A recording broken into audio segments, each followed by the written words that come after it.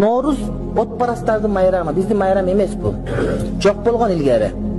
Манастын бардык вариантында Nooruz жөнүндө бир дагы сөз жок.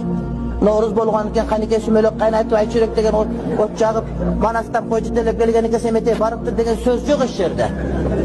Алмамбет Nooruzга келиптир, анан кийин арактан Акбакайдын чубагынан сыргактардын бардыгы көкчөлөктү минип алып келип, анан жайнамаздан айтып келип, сүмөлөктү урлап качкан экен, анан бактөөлөктөгө кубалаптыр деген дагы жери жок. Бул ошол Фарс маданиятына бизге кирген нерселердин бири.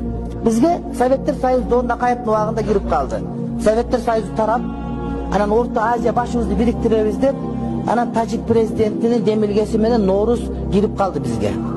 Бул боюнча хадистерде керек. Бирөөгө жакпай туура Nooruz жаздын майрамы жакшыдайм, гүлдөйт да, эмне жаман жери бар дейт.